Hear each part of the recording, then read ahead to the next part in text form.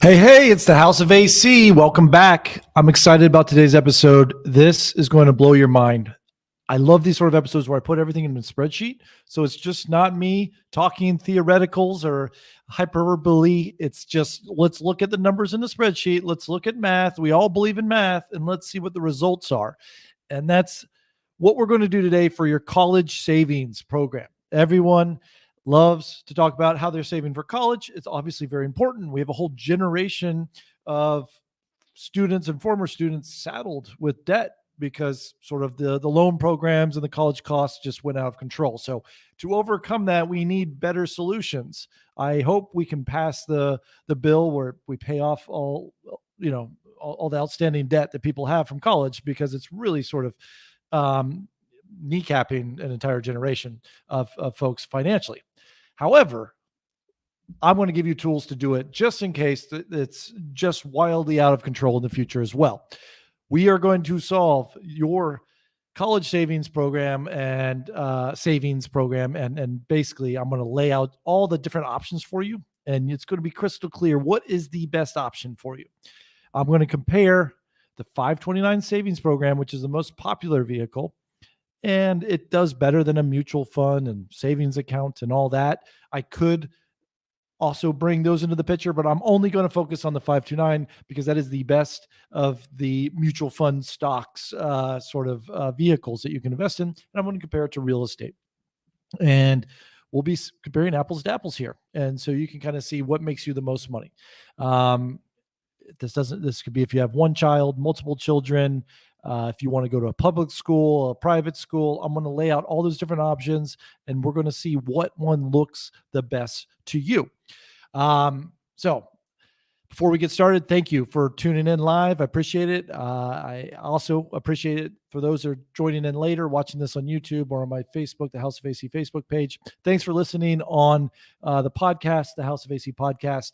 I will be having a lot of graphs today and a lot of spreadsheets. I will do my best to communicate to you what we're seeing here visually online.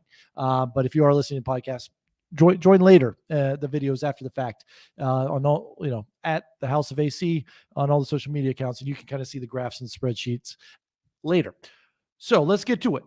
First, if we're going to understand how much we want to save, this is what I do for every single purchase, expense, investment in my life. I reverse engineer it and see how I can apply real estate to it. So whether I'm saving for a car, I'm saving for a vacation, want to pay off student loan debt, any other credit card debt, anything like that, I say, well, what do I need to save to buy a house that will pay for that debt or that expense or that vacation or that savings account?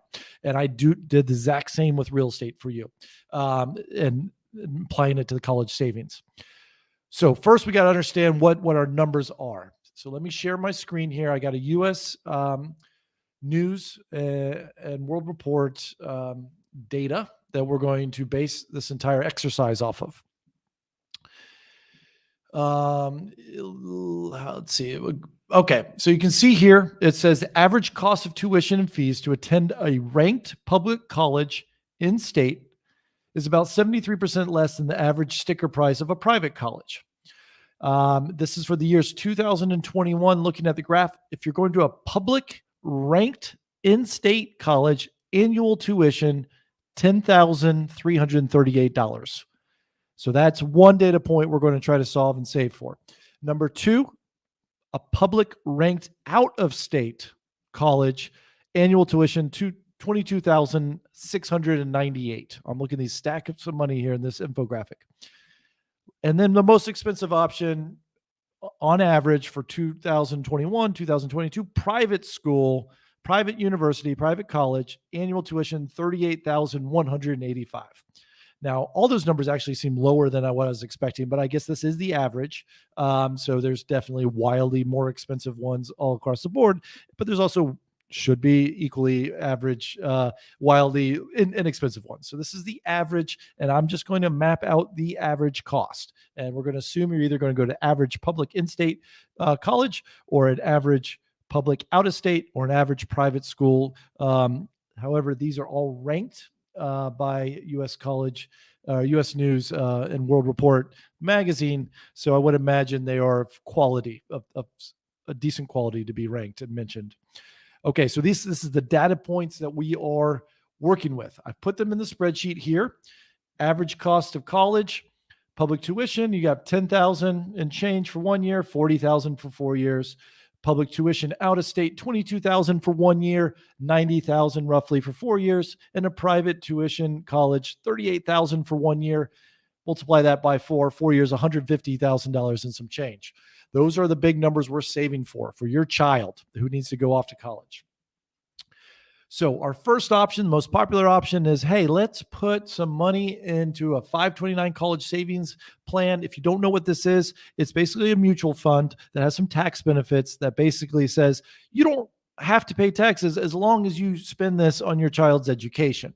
It's a little bit better than a mutual fund if you're saving through a mutual fund, because if you're pulling out, it's going to be taxable event, most likely in a mutual fund, IRA, Roth IRA, traditional RNA, IRA, things like that. You're going to have to pay, if you sell stocks to pay for college, you're going to pay capital gains. This was created saying, hey, we're a savings vehicle, set it and forget it in a bunch of mutual funds, and you will not have to pay taxes when you pull it out for education purposes. So we look at a calculator here, and I'm going to assume in this exercise, and if we have time, we can do multiple exercises, but the first exercise is you have a child that's 2 years old. By then, at least for me, that's when I started thinking about college for the first time. The first 2 years, I was not getting any sleep. I was just trying to figure out how to keep the baby alive. And then once you're trying to figure out, you learn how to be a parent in those first 2 years, then you kind of sit back and you're like, okay, this is going to be expensive. And the most expensive thing is going to be college. How can I start paying for that? A lot of people do the dollar cost averaging, which is a great method. That is basically you just set up a recurring payment, maybe $100 a month, $25 a month, $500 a year, whatever you're comfortable with, that automatically just moves it from your checking account into your college savings program. That's good. It's the slower method than just doing a lump sum up front and letting the money do its work. Because I want to make the numbers as attractive as possible for the college savings programs, I'm going to start saying you've got $20,000 saved up when your child's 2, and that might be something you've cobbled together from friends and family, from birthday presents and Christmas presents. Because what are you going to get a 2-year-old baby? You can say, hey, why don't you contribute to the 529 plan? That's definitely a great gift. You could sell some stocks. Maybe you got a bonus at year end at work. You work some overtime. You take all this overtime. At the end of the day, in this exercise, I'm plugging into this calendar $20,000, and your child's 2 years old. And then I'm saying no more monthly contribution after that. That's it. That's all. I'm just going to put $20,000 in up front when the child's 2, and I hope to get an 8% return on the stock market. That's average. That's reasonable. 8% stock return, and then pay no taxes, because I've done this within a college savings 529. So I think this is fairly accurate, and it creates a graph here, as you can see. Unfortunately, it does it by 2-year increments. So, by year 24, you won't, 2 years in, assuming you started at year 2022 with $20,000 by itself, in 2 years, you've made $68. That balance would be $20,068, but it compounds upon itself. This is the beauty of any investing, is the longer you do it, the more the money compounds. And by 2026, that goes up, and now you've got $20,136. And you're probably freaking out because your child is now 4 years older at the age of 6, and you're like, wait a minute, I've only made $136 over this time period. And just say that's natural, because by 28, it starts pumping up a little bit more. And I'm doing that wrong. Sorry, guys. I was at the wrong part of the graph. By 6 years old, you got 27,000 saved up. Basically, your $20,000 has earned you, with 8% interest compounding, up to 27,000. 2 years after that, 32,000, and then 37,000. So the previous numbers were if you're getting a 0%, well, I guess a 1% return. But further up on the graph, the numbers are a little bit nicer. Okay. This leads us to 16 years later, when your child is 18, you'll have $71,628 on an 8% return for 16 years and a 529, and you can pull that out tax-free. Comparing that to a savings account, that was that first number. If you just put this in a checking savings account, you're going to earn $500. So you don't want to put money in a checking account or a savings account for 15, 16 years. You're going to make $500 on that. Put it in a 529 plan. It'll turn into, you're going to make $51,628. So a total of $71,000 and some change will be at your disposal 16 years later, once you start this program. Not bad, right? If we compare that to the tuition, 71,000 will get you, 2 years of private college. It'll definitely cover you for 6 years in public in-state college, and 3 years maybe at public out-of-state college. It's going to be a good dent on your college savings. It's not going to be sufficient on average unless you go to public in-state. But if it is, then you're fine. You're set. All you need is $20,000. But what could we do better with this money instead of a college savings 20? This is what this whole episode's about. And I love real estate, so I solve every problem with real estate. Let's go find a real estate investment and compare the numbers that way. So here we go. Let me take that $20,000 that we spent here when your child was 2, 16 years later. Let's do something different with it. As you'll see here, $20,000 was turned into $71,000, 15-year payout. This was actually a 16-year payout. All right. Let's say we buy a rental house for college. Purchase price is $100,000. We put 20% down. That's $20,000. The exact same $20,000 we had earmarked for a 529 plan. We're going to go buy a house with this. And this is where everyone freaks out and says there's no such thing as a $100,000 house. And I freak back out at them and I say, they are. I just sold 52 of them. I had an entire portfolio of 52 houses that I bought for $29,000 each. I just sold them on average for like $45,000 in a whole portfolio sale. And that's not even a $100,000 house. And these were livable homes with tenants paying between $450 and $800 a month in rent. This $100,000 house may not be in your neighborhood. It may not be on your zip code, but doesn't mean they don't exist. Every single state has $100,000 homes that are livable in a nice community that you're most likely not familiar with. And also, just because it's a $100,000 home doesn't mean they're fixer-uppers. I bought my houses for $29,000. They weren't some were fixer-uppers, but some weren't. There were people living in them. And the quality of the home might not be what you want to live in, and that's okay. This is an investment. But that house that someone lives in, that is a high quality home for that person at that point in their life. We've all probably lived in lesser homes than we do now at some point. I lived in the projects in Spanish Harlem at one point in my life. I was renting a room with no windows at one point in my life. And I worked my way up. I was happy. I was fine because that was my budget at the time and I needed to be in New York, and that's what worked for me. So just know that there's people coming up in different stages of life, and they will be glad to rent a $50,000 house from you, a $75,000 house, a $100,000 house from you. But this example, this is nicer. This is triple than what I've bought in the past. A $100,000 house. These are all over the place. If you put $20,000 down payment, you have an $80,000 mortgage. Interest rates right now are about 0.15 to 3.25. I put 3.5 in here in the calculator to be a little bit conservative. I do expect mortgage rates to be creeping up this year. I don't know if it'll get up as high as 4, but as I'm recording this, 3.5 is high. But maybe by the time you watch this later or listen to the show later, 3.5 is what it's at. So I put 3.5. And here's the trick.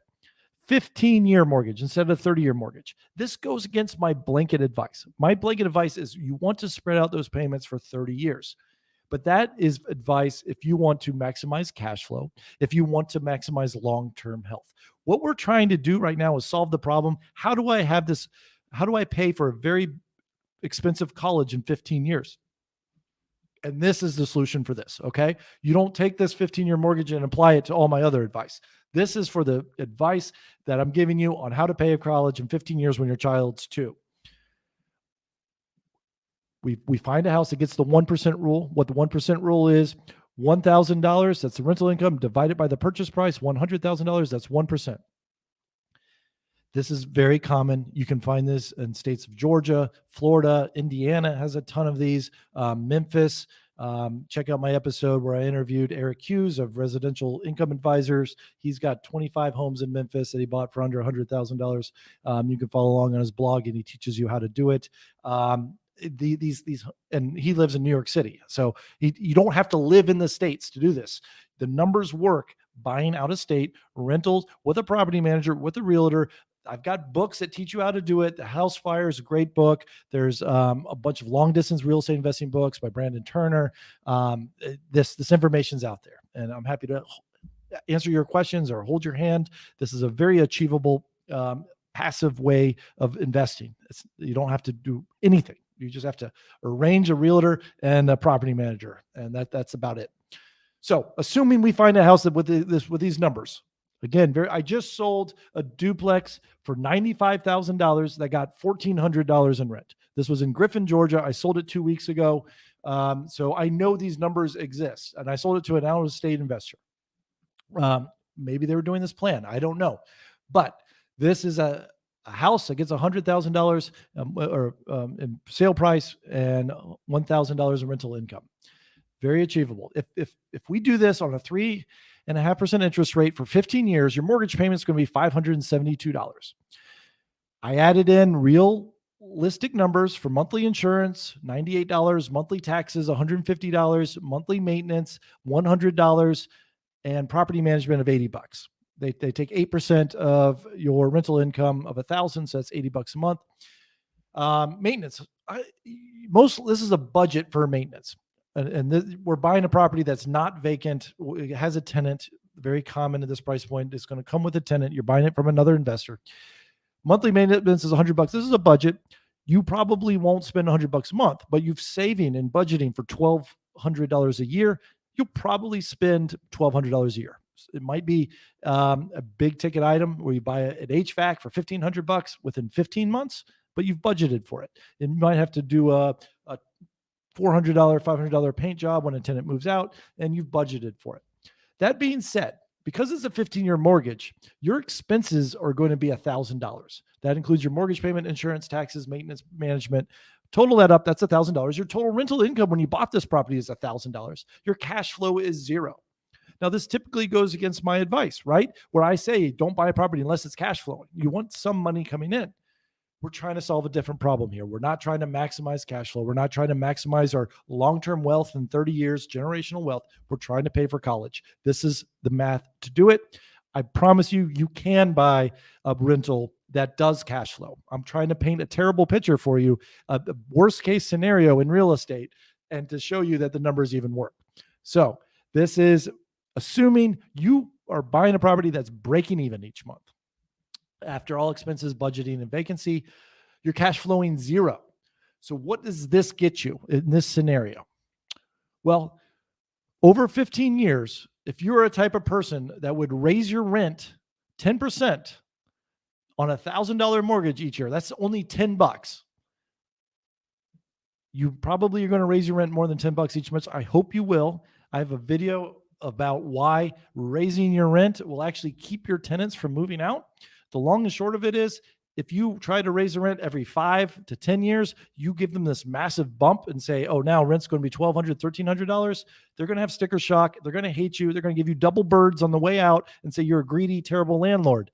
But if you boil the frog and just raise it $10, $50 a year, something like that, it's manageable. It's achievable. They can budget. It's not a sticker shock. It's actually going to cost them more money to move to hire a moving truck, to take off work, to go look for new places, go put a deposit down. That's going to cost 500, 600, $1,000. But if you're saying, hey, I'm going to raise your rent 10, 20 bucks, that's cheaper than actually moving. So they're going to stay. And they have that same thought process every single month.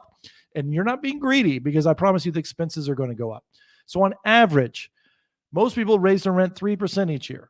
But also on average, expenses are going to go up 1.5%, maybe 2% each year. Those property taxes, insurance, the materials, cost of goods to renovate, to make repairs, the vendors.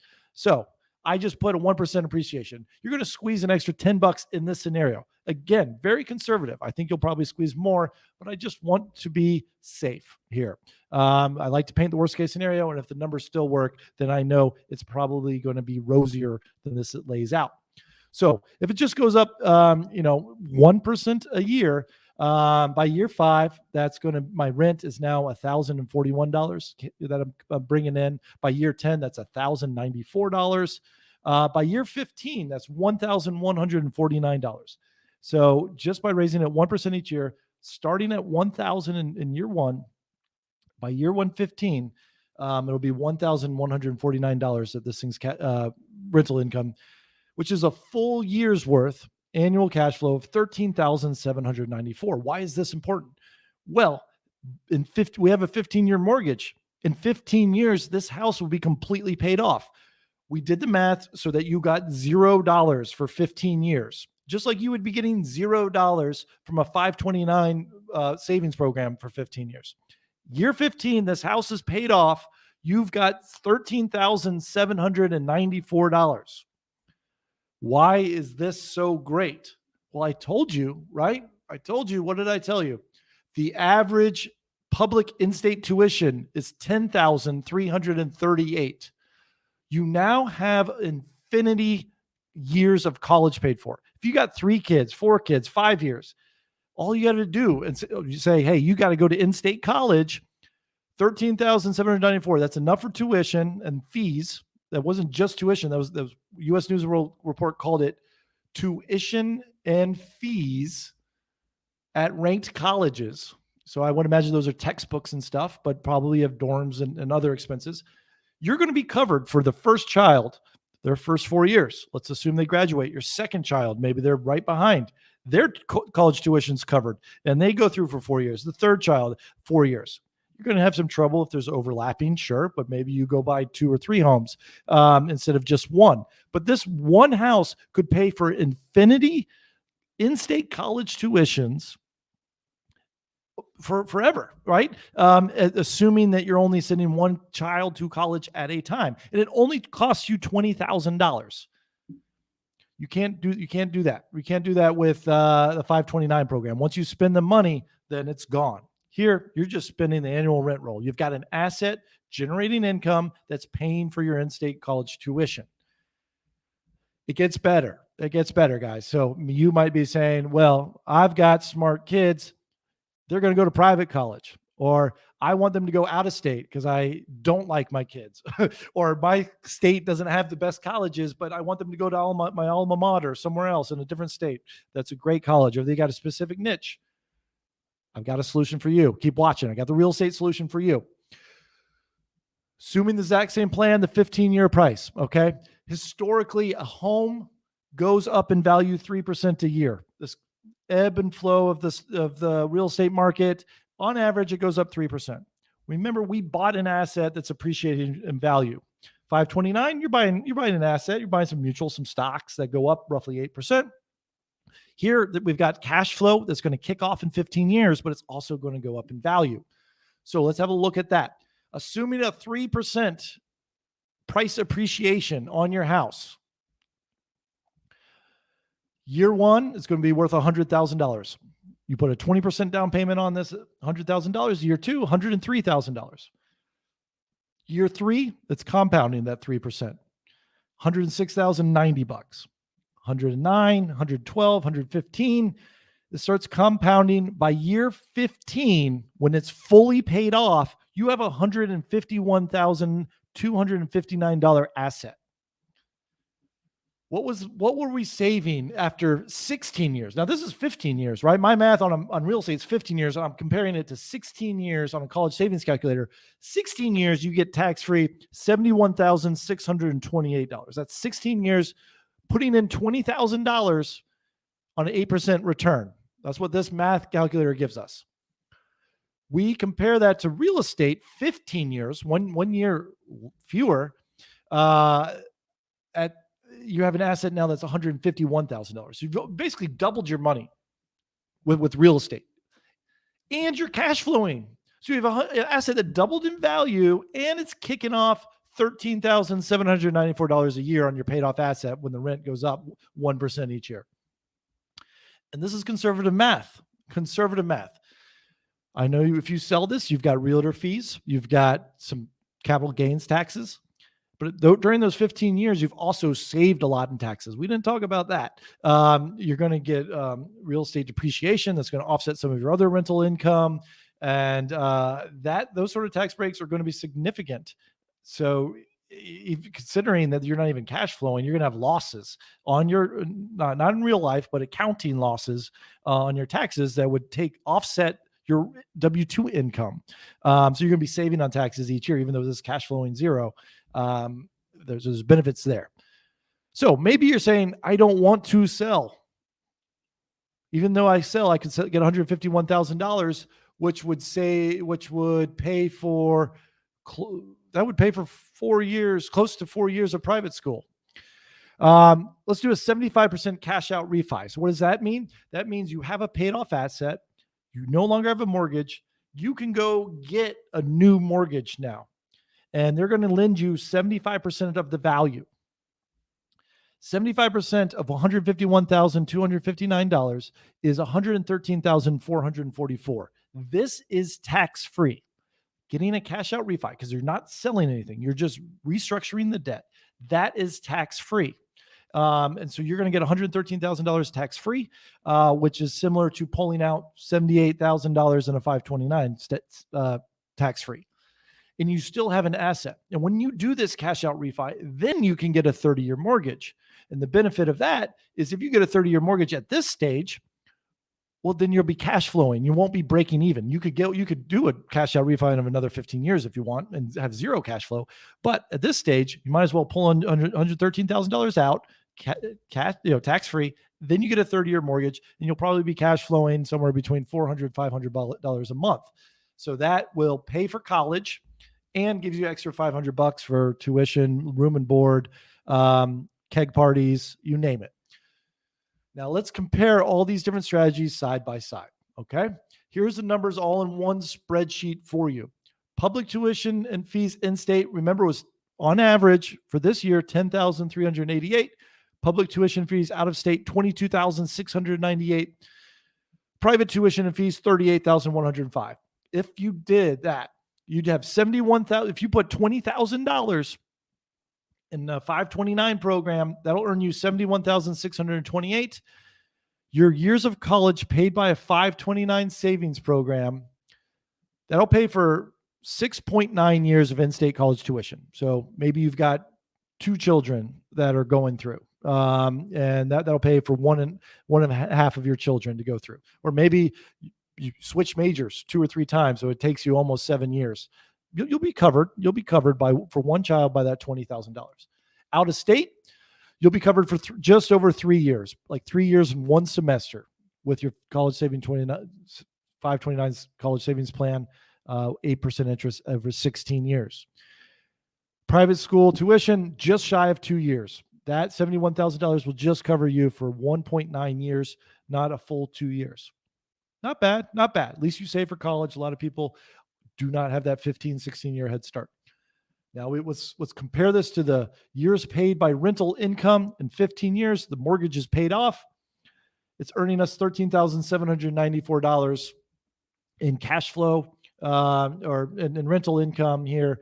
Let's assume there's going to be expenses and property management and everything. We'll bring that down to $10,000. Let's say there's $3,500 in expenses. You still have infinity public tuition and fees in state, because $13,000 minus $3,000 in expenses is still going to be higher than $10,388 a year. That rental will pay for one child to go to college for as long as they want, multiple children to go subsequently after each other, just not at the same time. But that's not something 529 savings is going to get you. However, if you just try to take that $13,000 and change, that's only going to pay for half a year out of state, 0.6 of a year, and basically 0.4, maybe one semester of private school tuition. So that's not the solution if you want to do public tuition or private tuition. That's only in-state, that rental income strategy. However, now let's compare it to the cash out refi. Cash out refi, remember, that's tax-free. You keep the house. It's still going to cash flow you a couple $100 a month, but you pull out $113,000, $444 tax-free. That will buy you 10.9 years of in-state tuition, 5 years of out-of-state tuition, which is much better than the college savings program, right? That only got you 3.2 years. This gives you 5 years. And then it also gives you 3 years of private school tuition. Again, the 529 program gave you 1.9 years, and doing the cash out refi gives you 3 years of private school. Definitely the math works in your favor. Now, let's say we want to sell the property. What can we do if we sell the property? Well, selling the property, what I did is I took this price, $151,259, and I took 90% of it. 6% is probably going to go to realtor fees. Maybe you're timing it bad and the market's down 4%. There's going to be some taxes and things like that. So I took a multiple of 10%, and maybe now as I talk it out, let's just take 15%. Let's assume I get 15% than what I think I'm going to get. How does that change the math? Oh, it's still better here. It looks like 85% of this value that I predict. Well, if you just sell the property, pay the taxes, pay the realtor fees in 15 years, you'll have 12.4 years of public tuition, which is second best behind Infinity public school tuition. If you just pay tuition off the rental income, you selling it, you get 5.7 years of public tuition out of state, which is much better than the 3.2 in the college savings program. And it's marginally better than just doing the cash out refi, where you get to keep the asset of your house and let the tenants continue to pay down your principal pay down and your mortgage, and you still get a couple $100. I think this might be a tie between cash out refi or selling your property after 15 years when compared to if you're going out of state, if your child's going to go out of state. I think this is a toss up on which one's possibly better. So let me color coordinate those so that they are the same. And I think this is also a toss-up for private school at this year. Selling the property after 15 years, it would pay for 3.4 private tuition years, which is more than the 1.9 of a 529. You also get 3 years by doing the cash out refi. Keeping the asset and that extra rental cash flow will probably make up the difference. So I think these are toss-ups. But you can see they're 50% at least better than what you can do on a 529. The numbers don't lie here. This is how you pay for real estate. With how you pay for your college with real estate. And I love these sort of exercises. This is how I pay for every vacation, anything I want to do in my life, any expense, any major expense, minor expense. How can I get a house to pay for it? Because I keep my own money this way. Instead of taking my money and giving it to an institution, a higher learning institution, my $30,000 that I saved up, here you go, University of Debt. I'm passing it over to you. I'm taking that $30,000 or $20,000, putting in an asset that I get to keep. It's still my money. And that asset, that cash flowing asset, then pays for my university tuition. I get to keep that money. And then even when it's paying for the university tuition, I keep that asset. It's increasing in value. It's kicking off cash. And I rinse and repeat. In 15 years, it'll be paid off again, or 30 years will be paid off again. I can do another cash out refi that's tax-free, or I can sell it and go buy a bigger property. This is how the math is done. And we've got a great question here. From Lorraine on Facebook. Thanks for tuning in live. Appreciate it. How would you do it for late starters? 10 years till college. Okay, I didn't do this math up front, but if you're a late starter, you're also a late starter on college savings calculator. So let's do that exercise. And you've already got money stuck in 529. Okay. You play with these calculators, savingforcollege.com. This is where you get the 729. It may be worth paying the penalty, the 10% penalty to take your money out of the 529, which is a 10% penalty. So if you don't use it for education purposes. But I like your question. Let me see a late starter. Let's see how the math works out.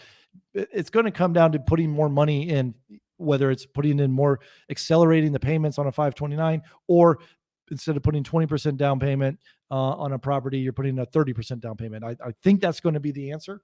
But let's do that math and let's see, because I assume other people might have that same question. Let me go back to my calculator here. So if we're late starter here, let's say you buy, we want to do a 10-year mortgage. Obviously, we're going to be losing money each month. So if I change this math and we get a 10-year mortgage at 3%, 3.5%, we're going to lose $219. What you could do is just keep it a 15-year mortgage, but you pay an extra $219 each month on your mortgage payment. Then it'll be paid off in 10 years. That's one way to look at it. Or instead of putting $20,000 down, which is 20%, let's see what if we put $25,000 down, which is 25%. We're still negative. Then at that point, we would have to put $170 extra in our mortgage payment. How does 35 look? I'm trying to make this break even. We're getting a little bit better. But a late start is, for any savings vehicle, it doesn't matter. A late start is difficult to overcome. We're getting closer. All right. So if you did 38.5 on a $100,000 house, it's not going to do it. We have a couple options. We get $39,000. We'll do it. Yeah, you're roughly paid extra $31 a month. That would do it here. Or let's put $25,000, but we have to find a property that rents for $1,200 a month. Will that do it? Yeah, your cash flow is $30. So it could be either putting more money down each month, extra on your mortgage payment, roughly $200, assuming you got a late start. It could be putting 30% down instead of 20% down, so that you accelerate paying off, getting that cash flow to zero each month. Or you buy a better investment. Instead of one $100,000 property that returns $1,000, if you get a $1,000 property that returns $1,200, you're fine. And so it's just finding a better, and that's going to increase your appreciation here. Obviously, your monthly rent would go up, and you'll have $16,000 by year 15. If you start with a $100,000 rental that gets $1,200, and I just sold that property. I just had one duplex I sold for $95,000. I was getting $1,150 in rent.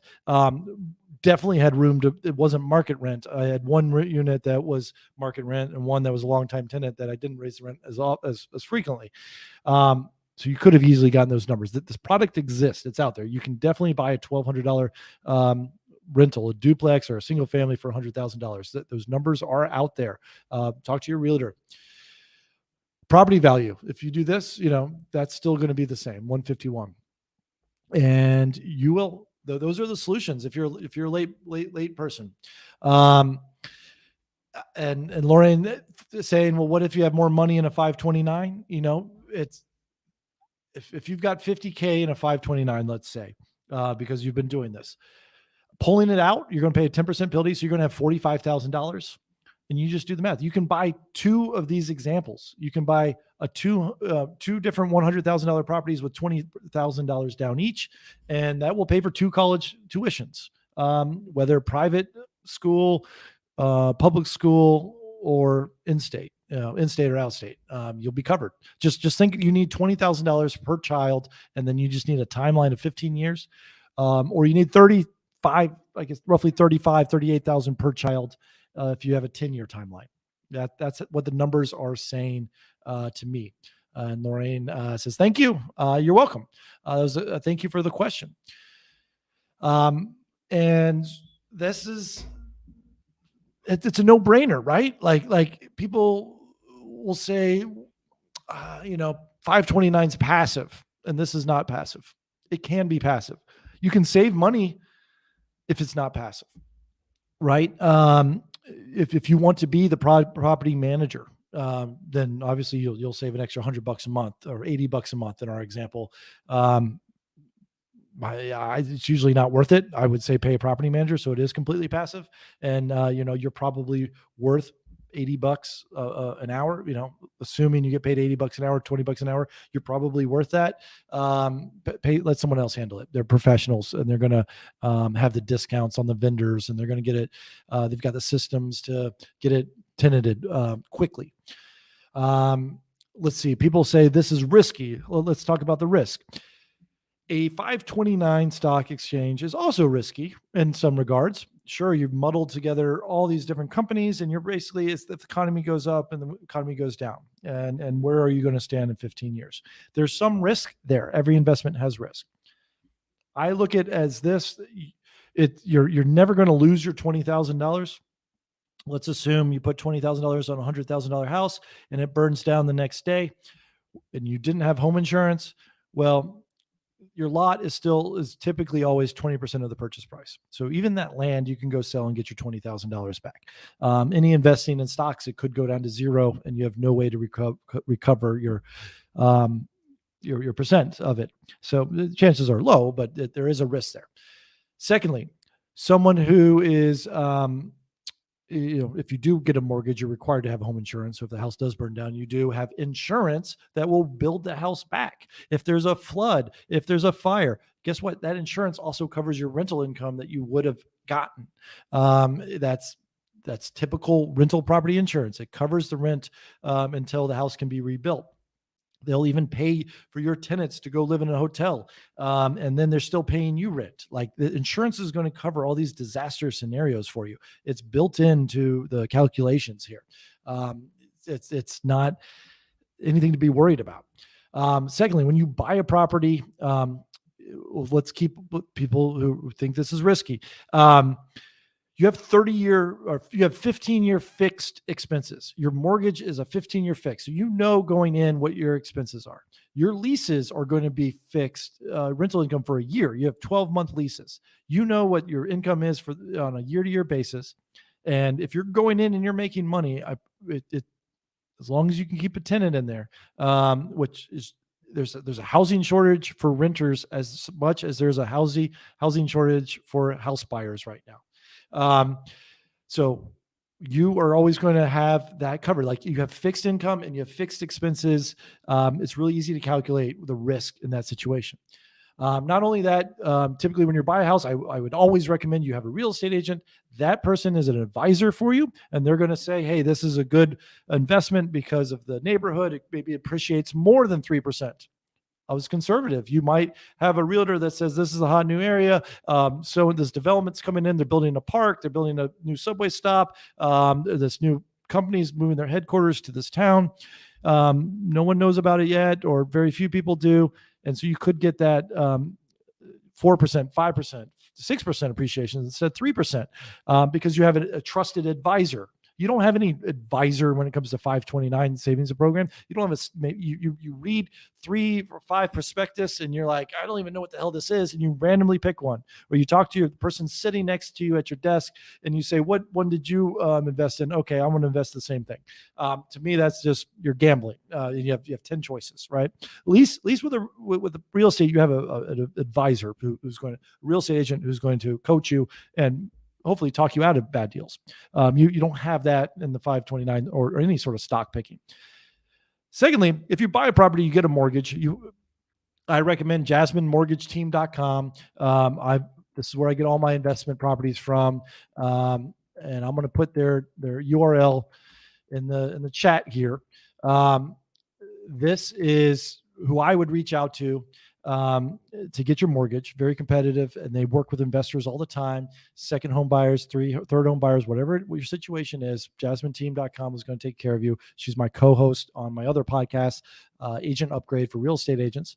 But that being said, her or any other bank you use are the most conservative partner you can actually have in any sort of business deal. They are so stodgy, and they're going to look over your finances. They're going to look at the property. They're going to run an appraisal of rental amounts. Even if you have a tenant paying $1,000, they're going to go get an appraisal saying, is this an actual market rate?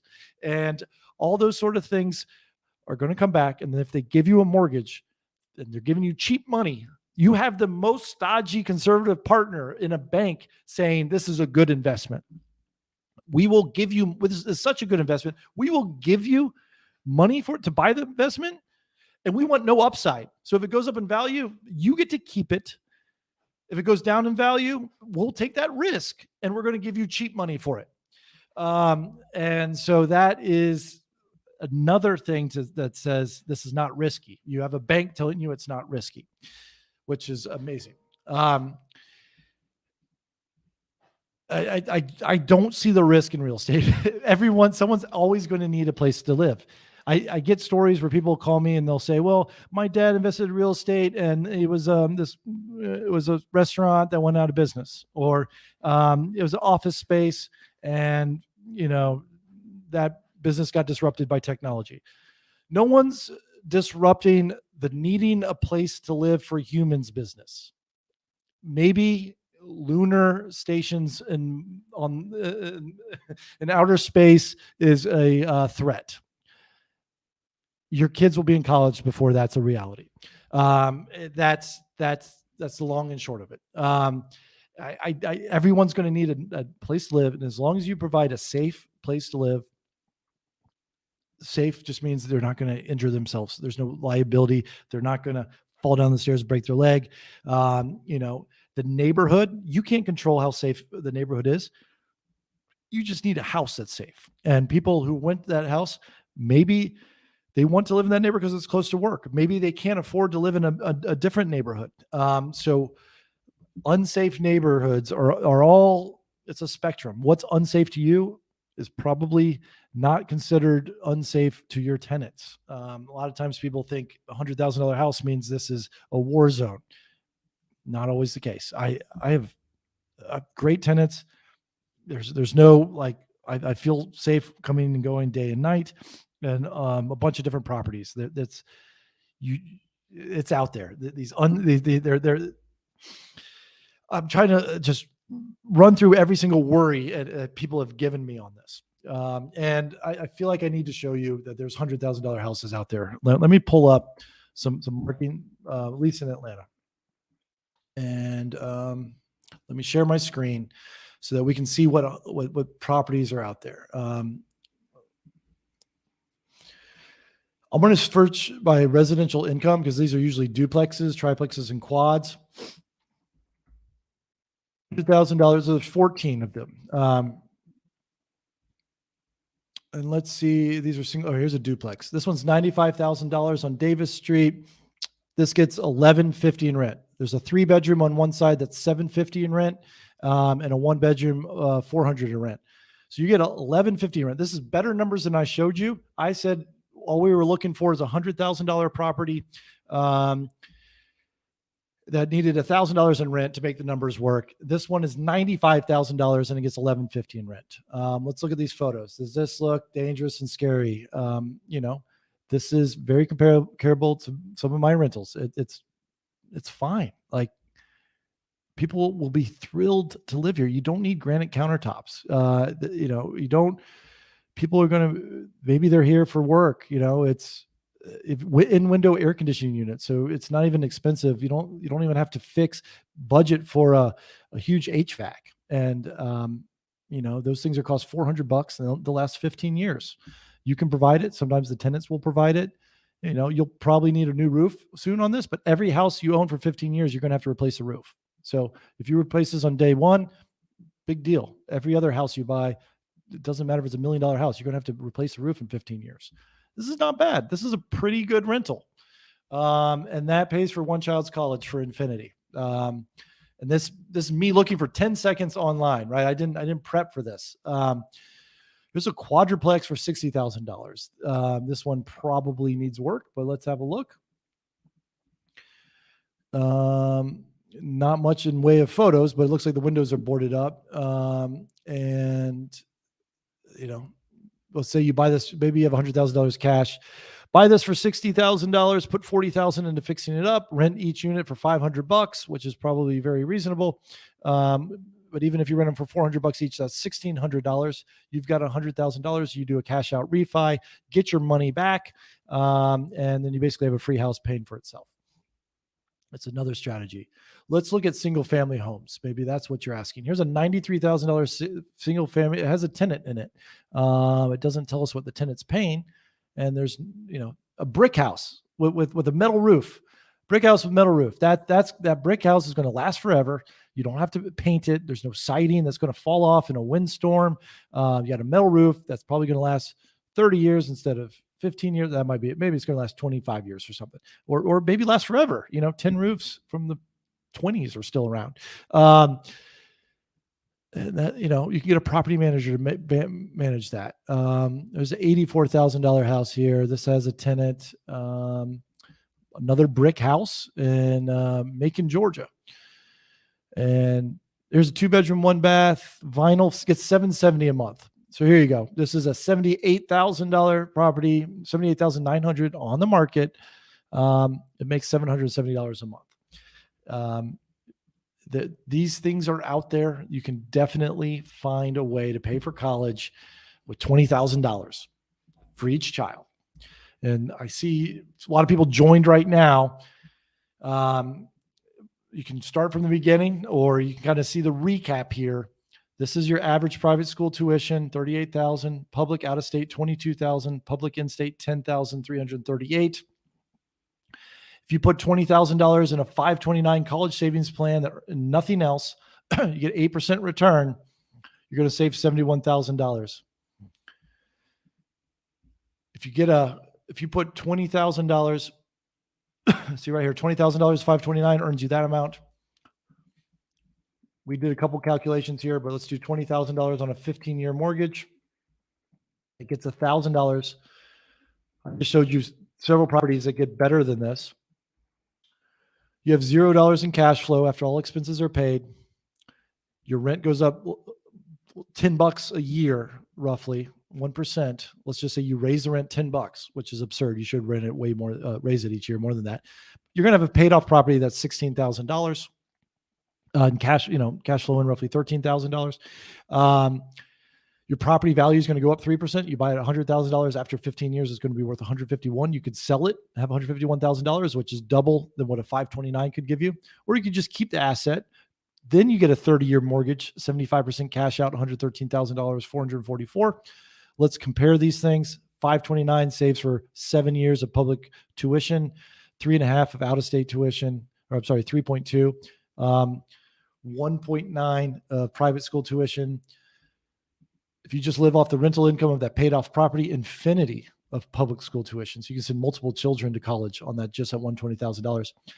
Or you could do a cash out refi, keep the asset, or you sell it. Both of these are basically the same, because this one you're getting all the money right away. Here you're still cash flowing because you have a 30-year cash out refi. This is tax-free money, because 529 is tax-free money. This is a cash out refi is tax-free money. You get 5 years. You get 11 years of public school tuition paid, 5 years of $22,000 public tuition out of state, 3 years of private school, and you get to keep the house, and you still keep your $20,000 you originally put in. This, you dwindle down your savings to zero. Here you still keep the asset. Here you don't keep the asset. So definitely here you keep the asset. These two, you still keep the original $20,000 that you put in. Here you lose that $20,000. Here you lose the $20,000. You fully exit that investment. Pros and cons here, guys. This is how you save for college. Do the same exercise, any expense you have in your life. Don't go buy a car. I paid for my Tesla the same way. How much is a Tesla car note? I'm not going to pay, $30,000 for a down payment on a Tesla. I'm going to go get use my $30,000 on a house. let the rental income from that house pay for my Tesla car note. Boom, at the end of 15, 30 years, I still have my $30,000. I did not give my $30,000 to Elon Musk. This is house fire right here, guys. FIRE stands for financial independent, retire early through rental houses. This is how you do it. Pay for every bill in your life, burn every bill with a house fire strategy. And hopefully you can do it for your college tuition. Thanks for tuning in, guys. This is the House of AC. If you like this, hit like and subscribe. I need your likes and subscribes. I need your comments. I need to know that you like me. That's all. I just need a validation from a stranger, but also the algorithm sort of likes it when you do that thing, because then it sends this video to other people. And so we can make other people rich, make other people save up for their college tuition. All this is great. So thanks for tuning into the House of AC. Follow me on all the social media channels at the House of AC. Please leave reviews for me if you're listening on the podcast. I appreciate it. I just want to spread the word, and thanks for tuning in.